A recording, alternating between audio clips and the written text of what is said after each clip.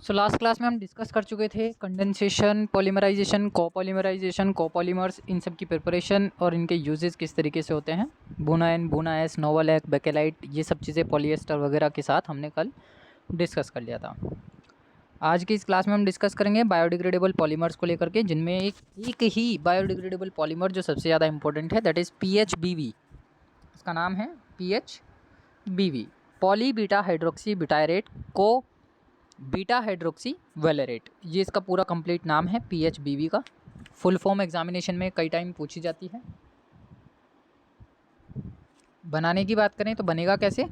Preparation सीधी reaction पूछता है, ना तो आपसे इसकी फिजिकल प्रॉपर्टी पूछेगा, ना आपसे इसकी केमिकल प्रॉपर्टी पूछेगा। सीधा यहाँ इस चैप्टर से जो क्वेश्चंस आते हैं वो प्रिपरेशन को लेकर के आते हैं, अदरवाइज शॉर्ट नोट को लेकर के आते हैं। तो जो रिएक्शन है that is 3 hydroxy butanoic acid और 3 हाइड्रोक्सी पेंटानोइक एसिड। दोनों सिमिलर हैं, कोई फ़र्क नहीं है। रिएक्शन बहुत आसान है, बनाना बहुत आसान है। ब्यूटेनोइक एसिड का मतलब होता है 4 कार्बन का और पेंटेनोइक एसिड का मतलब होता है 5 कार्बन का। और तीसरे नंबर पे दोनों में कांस्टेंट है, हाइड्रोक्सी ग्रुप जुड़ा हुआ है। तो दोनों के मॉलिक्यूल्स को याद रखना भी आसान है, मोनोमर्स को याद रखना भी आसान है। बस आपको करना क्या है, बायोडिग्रेडेबल पॉलीमर PHBV बनाने के लिए 3 हाइड्रोक्सी ब्यूटेनोइक और 3 हाइड्रोक्सी पेंटेनोइक एसिड को आपस में रिएक्ट करा देना है। अब इन दोनों की जो रिएक्शन है वो कराई किस तरीके से जाएगी, वो थोड़ा सा देखने वाली एक चीज़ है। आपको करना क्या है, इनको अपोजिट करके लिखो।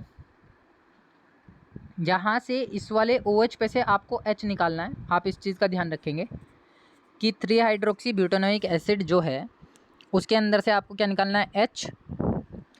यहाँ से भी आपको क्या निकालना है, यहाँ से OH। भाई एक H निकाल देना है, एक OH निकाल देना है। दो चीज़ तो ये क्लियर हो गई यहाँ से निकलने के लिए।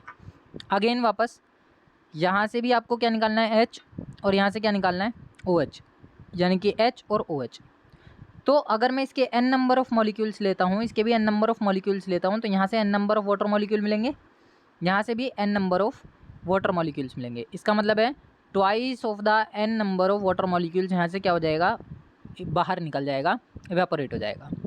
तो आपने यहाँ से H निकालना है, OH निकाल देना है। तो आपके पास कुछ ऐसा सिनेरियो होगा, CH, CH2,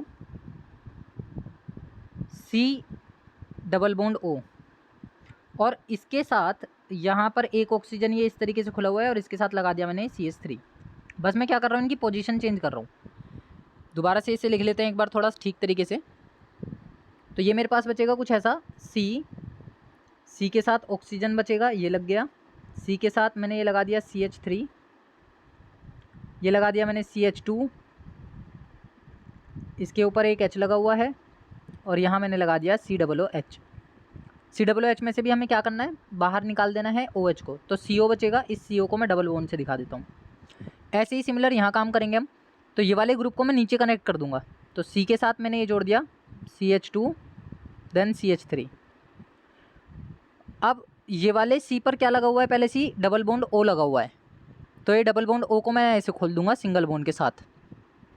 बाकी का जो ग्रुप लगा हुआ है CH के साथ CH2, वो एज इट इज़, यहाँ से OH निकल चुका, C डबल बॉन्ड O ये एज इट इज़ बचेगा और ये वैलेंसी खुल जाएगी। यहाँ ब्रैकेट, बाहर क्या लग जाएगा, N।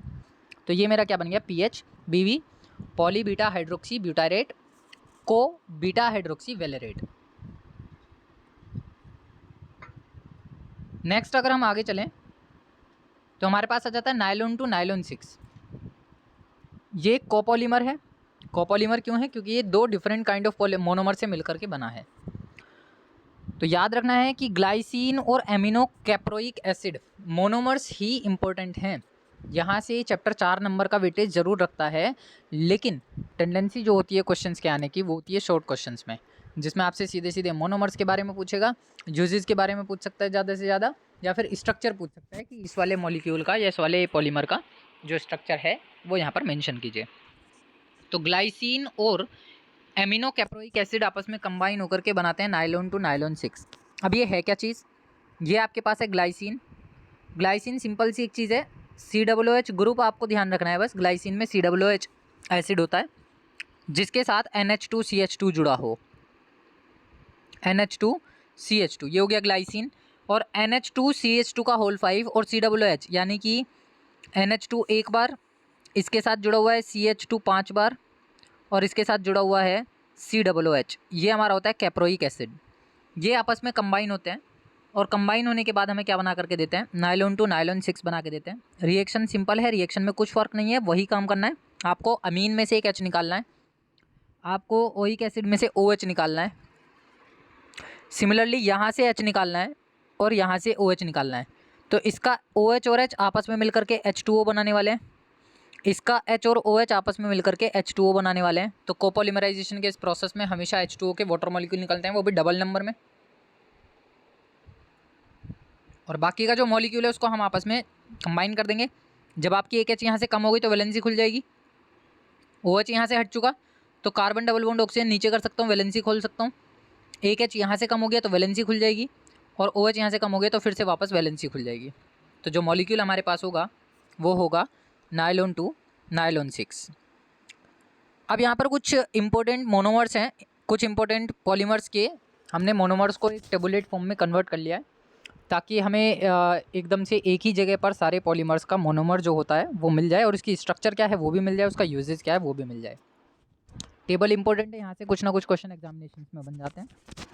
तो सबसे पहला जो यहाँ पर मेंशन किया गया है दैट इज़ पॉलीटेट्राफ्लोरोइथीन। पॉलीटेट्राफ्लोरोइथीन का जो मोनोमर होता है वो होता है टेट्राफ्लोरोइथेन, और टेट्राफ्लोरोइथीन की जो स्ट्रक्चर है वो है CF2CF2। इसका यूज़ किया जाता है नॉन स्टिक सरफेस वाले कोटिंग के यूटेंसिल्स को बनाने में, यानी कि जितने भी हमारे नॉन स्टिक पैन्स आते हैं, फ्राई पैन्स आते हैं या तवे आते हैं मार्केट में, या कुकर भी आ रहे हैं, बहुत सारे यूटेंसिल्स आते हैं जो नॉन स्टिक होते हैं, उन सभी में टेफ्लॉन की यानी कि टेट्राफ्लोरोइथीन की कोटिंग की जाती है, उसको उससे कोट करके भेजा जाता है। नेक्स्ट जो इसमें हमें मिला है दैट इज़ पॉलीएक्राइलोनाइट्राइल। PAN इसकी शॉर्ट फॉर्म है, इसको हम PTFE बोलते हैं। इनकी शॉर्ट फॉर्म भी आप लोगों को ध्यान रखनी है, PTFE, polytetrafluoroethene, PTFE। PAN is known as polyacrylonitrile, जिसका मोनोमर एक्राइलोनाइट्राइल होता है।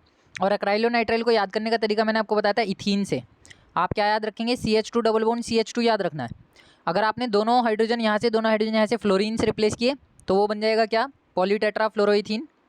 अगर आपने एक H हटा करके यहाँ CN लगा दिया तो ये क्या बन जाएगा, PAN यानी कि एक्राइलोनाइट्राइल बन जाएगा, और उसकी पॉलीमराइजेशन करने से हमें PAN मिल जाता है। इसका यूज़ किया जाता है सब्सटीट्यूट फॉर वूल मेकिंग, ऑरलोन और एक्रिलेन। ये सब्सटेंसेस होते हैं, इनके कपड़े तैयार किए जाते हैं। PAN का यूज़ किया जाता है कपड़ों की मैन्युफैक्चरिंग करने में। अगला आ जाता है नायलॉन 66। नायलॉन 66 के मोनोमर हैं हेक्सामिथाइलिन डायमीन और एडिपिक एसिड। हेक्सामिथाइलिन डायमीन का फॉर्मूला था CH2 के 6 पार्ट और अमीन के 2 पार्ट्स NH2 के। एडिपिक एसिड था CH2 के 4 पार्ट और COOH 2 बार। इसका यूज़ किया जाता है शीट्स बनाने में, ब्रिस्टल्स बनाने में, ब्रशेस बनाने में, और टेक्सटाइल इंडस्ट्रीज़ में भी इन सब चीज़ों का यूज़ करता है, यानी चादर इंडस्ट्रीज़ में भी, या कुशन इंडस्ट्री जो होती है जहाँ पे कपड़े तैयार किए जाते हैं बड़े बड़े, वहाँ पर नायलॉन 66 का यूज़ किया जाता है। नायलॉन 6 आ जाता है कैप्रोलैक्टम से ये बनता है। कैप्रोलैक्टम मैंने आप लोगों को बताया था बेंजीन की तरह होती है ये, लेकिन इसमें टोटल 5 कार्बन होते हैं और एक क्या लग जाता है, नाइट्रोजन ग्रुप लग जाता है। तो एक तो कार्बोनिल ग्रुप है, 5 कार्बन है और एक अमीन ग्रुप लगा हुआ है, ये कंबाइन होकर के क्या बनाते हैं, कैप्रोलैक्टम बनाते हैं, जिसका यूज़ किया जाता है टेरिकॉर्ड्स बनाने में या फैब्रिक्स बनाने में या फिर रोप्स बनाने में। नेक्स्ट हमारे पास होती है पॉलीस्टाइरीन, जिसका मोनोमर स्टाइरीन होता है। स्टाइरीन मैंने आपको बताया था बेंजीन के ऊपर, ये बेंजीन की रिंग है, बेंजीन की रिंग के ऊपर आप लगा दोगे CH डबल बॉन्ड CH2 और यहाँ पर एक वैलेंसी खुली रह जाएगी, दिस इज़ द स्टाइरीन। तो इसका यूज़ किया जाता है इंसुलेटिंग करने में, वायर्स के ऊपर इसकी कवरिंग चढ़ाई जाती है। जो इलेक्ट्रिकल वायर्स होते हैं या गैजेट्स होते हैं, उन सभी के जो वायर्स बने हुए आते हैं जिनमें प्लग की लगी होती है, उन सभी को इंसुलेट करने के लिए ब्लैक कलर की जो कवरिंग होती है वो स्टायरीन की लगी होती है या ब्यूटाडाइन की भी होती है कई जगह पर। मटेरियल्स को रैप करने में स्टायरीन की पॉलीथीन्स का यूज़ किया जाता है, और मैन्युफैक्चरिंग टॉयज़ को बनाने में भी स्टायरीन प्लास्टिक का यूज़ किया जाता है, क्योंकि टफ एंड होती हैं और जल्दी से रूम टेम्परेचर पर मेल्ट नहीं होती हैं। नेक्स्ट आ जाता है पॉलीविनाइल क्लोराइड, PVC इसको हम बोलते हैं PVC, जिसका मोनोमर होता है विनाइल क्लोराइड, जिसको हम कहते हैं इथाइलिन में। अगर मैं क्या करूँ, ये हमारा इथाइलिन था, इसमें से एक H हटा करके एक Cl लगा देते हैं तो CH2 CHCl, ये बन गया मेरा विनाइल क्लोराइड। इसका यूज़ किया जाता है रेनकोट्स बनाने में, हैंडबैग्स बनाने में, विनाइल फ्लोरिंग बनाने में, या PVC के बहुत सारे पाइप्स भी आते हैं जो हम अपने घरों के अंदर यूज़ करते हैं। नेक्स्ट इसमें हमारे पास आ जाता है यूरिया फॉर्मेल्डिहाइड रेजिन। नेक्स्ट जो हमारे पास नाम है that is urea formaldehyde resin. इसका नाम है मोनोमर जो होते हैं इसके, वो ये कोपोलीमर से स्टार्ट हो गए हैं एक तरीके से। अब यहाँ पर दो मोनोमर्स का यूज़ किया जाएगा प्रिपरेशन करने के लिए। तो यूरिया और फॉर्मेल्डिहाइड दोनों की रिएक्शन कराने के बाद हमें मिलता है यूरिया फॉर्मेल्डिहाइड रेजिन, जिसमें यूरिया का फॉर्मूला है NH2CONH2 और फॉर्मेल्डिहाइड है HCHO। इसका यूज़ किया जाता है कप्स को, लेमिनेटेड शीट्स को बनाने के लिए। जैसे हमारी क्रोकरी आती है, क्रोकरी के ऊपर एक लेमिनेटिंग शीट लगी होती है, तो वो जो शीट्स बनी हुई हैं वो सारी की सारी यूरिया फॉर्मेल्डिहाइड रेजिन की बनी हुई हैं। होटल्स में जो ग्रोसरी और क्रोकरी यूज़ की जाती है, जो प्लेट्स होते हैं या बाउल्स होते हैं, उनमें जो शाइनिंग पाई जाती है, उनका जो डिज़ाइन होता है वो डिज़ाइन उस शीट के अंदर ही पहले से ही डेवलप किया जाता है। वो यूरिया फॉर्मेल्डिहाइड रेजिन की वजह से होता है। वो डिज़ाइन ऊपर नहीं होता, वो अंदर ही होता है शीट के। बेकेलाइट की बात करें अगर, तो फिनॉल फॉर्मेल्डिहाइड रेजिन इसको हम बोलते हैं। इसके अंदर फिनॉल और फॉर्मेल्डिहाइड दोनों मोनोमर्स का यूज़ किया जाता है। फिनॉल है C6H5OH और फॉर्मेल्डिहाइड HCHO। इसका यूज़ किया जाता है हमारे घरों के अंदर जो सॉकेट्स लगे हुए हैं, इलेक्ट्रिकल सॉकेट्स या स्विचेस या फिर हैंडल्स लगे हुए हैं यूटेंसिल्स के, वो सारी चीज़ें फिनॉल फॉर्मेल्डिहाइड रेजिन के लगते हैं, क्योंकि इन पर इलेक्ट्रिसिटी का और हीटिंग का खास फर्क नहीं पड़ता। हीट रेसिस्टेंट होते हैं और इलेक्ट्रिक रेसिस्टेंट होते हैं। नेक्स्ट आती है बुनाएन, जिसका जो मोनोमर है वो है 1,3-ब्यूटाडाइईन और अक्राइलोनाइट्राइल। ये है 1,3-ब्यूटाडाइईन का फॉर्मूला और ये है अक्राइलोनाइट्राइल का। दोनों को पॉलीमराइज किया जाता है, डबल बॉन्ड तोड़ करके अल्टरनेट पोजीशन पर चेंज किया जाता है। सील्स, ऑयल सील्स बनाने में और टैंक की लाइनिंग बनाने में इन सभी चीज़ों का यूज़ करते हैं। नेक्स्ट हमारे पास हो जाती है बुनाएस। इसका भी वही है 1,3-ब्यूटाडाइईन, लेकिन एक्राइलोनाइट्राइल की जगह आ गया स्टायरीन। कन्फ्यूजन क्रिएट करने वाली चीज़ें हैं लेकिन आसान है। तो आपको क्या करना है, एक्राइलोनाइट्राइल की जगह बस स्टायरीन लगा देना है। और ऑटो टायर्स जो होते हैं ऑटोमोबाइल्स के अंदर या फ्लो टाइल्स के अंदर, केबल इंसुलेशन में भी इसका यूज़ किया जाता है, क्योंकि स्टायरीन की प्रॉपर्टी होती है इंसुलेटिंग, जिसकी वजह से वो करंट को या इलेक्ट्रिसिटी को रेसिस्ट करता है।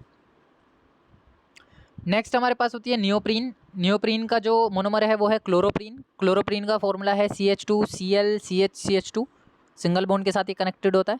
यानी कि जो आपकी 1,3-ब्यूटाडाइईन थी, उस 1,3-ब्यूटाडाइईन में आप एक कार्बन का क्या हटा दो, H, और वहाँ क्या लगा दो Cl, तो क्या बन जाती है, क्लोरोप्रीन बन जाती है। इसका यूज़ किया जाता है कन्वेयर बेल्ट्स बनाने में, यानी कि जैसे नियार काटने की जो मशीन होती है उसके ऊपर एक बेल्ट चलती रहती है। वो बेल्ट बेसिकली कई लोग तो मार्केट से ख़रीद के लाते हैं, कई लोग अपने घर में भी बना लेते हैं उसको ट्यूब से। और गैसकेट्स और हॉसेस बनाने में होस पाइप जो होते हैं किचन में, जो हमारी चिमनी होती हैं, चिमनी के ऊपर जो होस पाइप्स लगे होते हैं, उन सभी चीज़ों को बनाने के लिए हम नियोप्रीन की रबड़ का यूज़ करते हैं, क्योंकि इनके ऊपर केमिकल्स का कोई फ़र्क नहीं पड़ता। नेक्स्ट और लास्ट आ जाता है PHBV, जिसका भी हमने देखा प्रिपरेशन कैसे होती है। मोनोमर थे 3-हाइड्रोक्सी-ब्यूटेनोइक और 3-हाइड्रोक्सी-पेंटेनोइक, दोनों को बस कंबाइन किया था और वाटर मॉलिक्यूल निकाले थे डबल नंबर में। स्पेशली इसको पैकेजिंग के लिए यूज़ किया जाता है, ऑर्थोपेडिक डिवाइसेस के अंदर इसको यूज़ किया जाता है, यानी कि मेडिसिनल जो मशीन्स बनती हैं उन सभी चीज़ों को बनाने में हम PHBV का यूज़ करते हैं।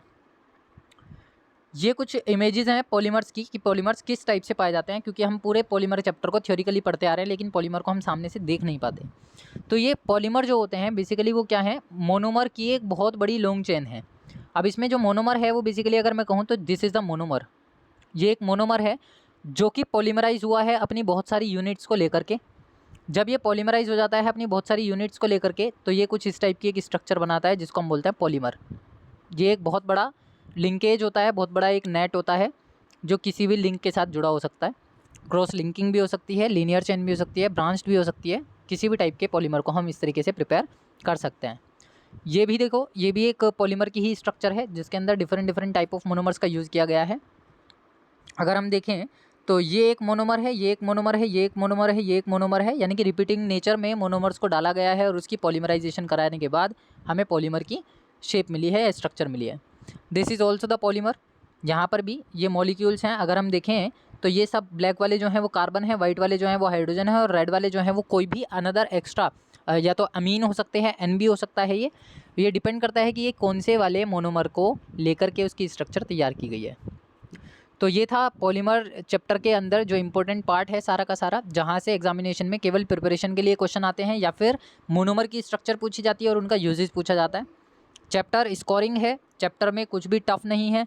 इस पूरे चैप्टर के अंदर आपका शॉर्ट क्वेश्चन एक तो वही है, HDPE LDPE का हमेशा डिफरेंस पूछा जाता है, या फिर आपसे सीधे सीधे कह देगा write down the short note on this polymer, या फिर दिस पॉलीमराइजेशन, या how can you prepare bakelite, how can you prepare novolac, how can you prepare buna S buna N, या डिफरेंशिएट बिटवीन एडिशन पॉलीमराइजेशन और कंडेंसेशन पॉलीमराइजेशन, या फिर homopolymer और copolymer.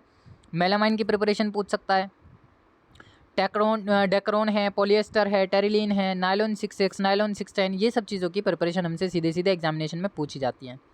तो chapter बहुत अच्छा है, इसको अगर प्रैक्टिस कर लिया जाए, अभी से ही अगर इस चीज़ की प्रैक्टिस करोगे तो एग्ज़ाम के टाइम पर इसको रिवीजन करने की ज़रूरत भी नहीं पड़ेगी।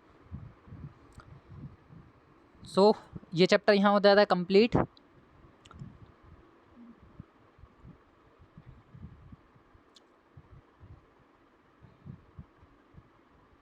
ओके, क्लासिफिकेशन को लेकर के भी कई बार शॉर्ट क्वेश्चन बना दिया जाता है एग्जामिनेशन में, केवल आपसे क्लासिफिकेशन पूछ लेता है सीधे सीधा उठा करके। तो अब हम देखेंगे इसके कुछ क्वेश्चंस कि एग्जामिनेशन में किस टाइप के क्वेश्चंस पूछ लिए जाते हैं कई बार, ताकि थोड़ा आइडिया लग जाए कि एग्जाम में इस टाइप के क्वेश्चंस एग्जाम पूछे जाते हैं, और या रिपीटेशन किस टाइप के क्वेश्चंस की होती है, या मैकेनिज्म किस टाइप के पूछे जाते हैं।